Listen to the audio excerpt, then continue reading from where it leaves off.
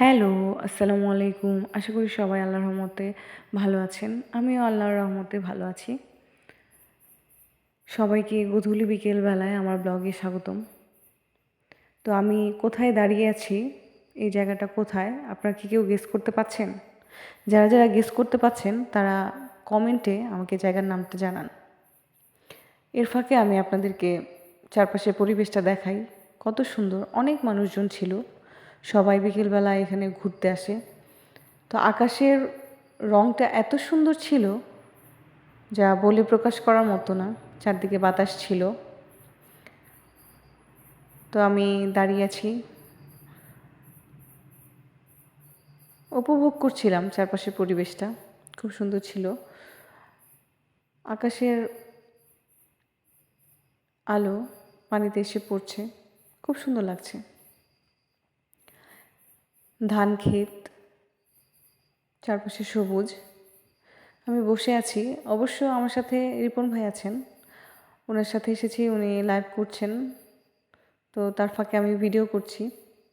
উনি গান গাইছিলেন, তার সাথে আমি গান একটু গাইছিলাম।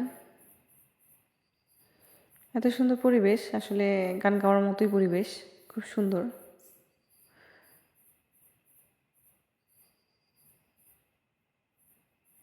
তো ফেরার সময় আমরা একটু ভিডিও ধারণ করলাম আপনাদেরকে দেখানোর জন্য যে কতটা সুন্দর। আকাশের আলোগুলো পানিতে পড়ছে, এত সুন্দর লাগছে যা বলে প্রকাশ করার মতো না। এই মুহূর্তে যদি আপনারা এখানে উপস্থিত থাকতে পারতেন তাহলে খুবই ভালো লাগতো। কতটা সুন্দর পরিবেশ সেটা বুঝতে পারতেন।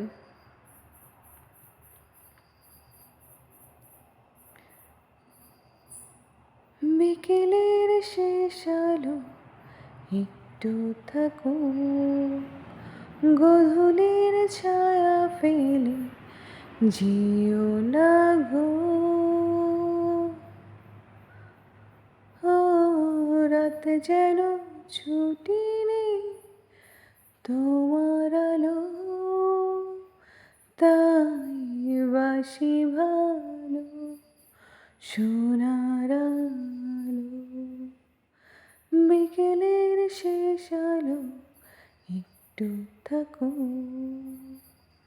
সত্যি যদি বিকেলের আলোটা আরেকটু থাকতো, আমাদের আরেকটু আগে আসা উচিত ছিল, তাহলে আর অনেক ছবি তুলতে পারতাম। যদি আজকে মন মতো অত ভিডিও করতে পারিনি, ছবিও তুলতে পারিনি।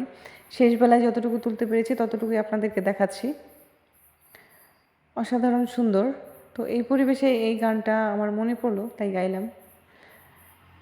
সবাই ভালো থাকবেন। শেষবেলায় বলে যাই, এটা হচ্ছে নারায়ণখোলা ঘাট।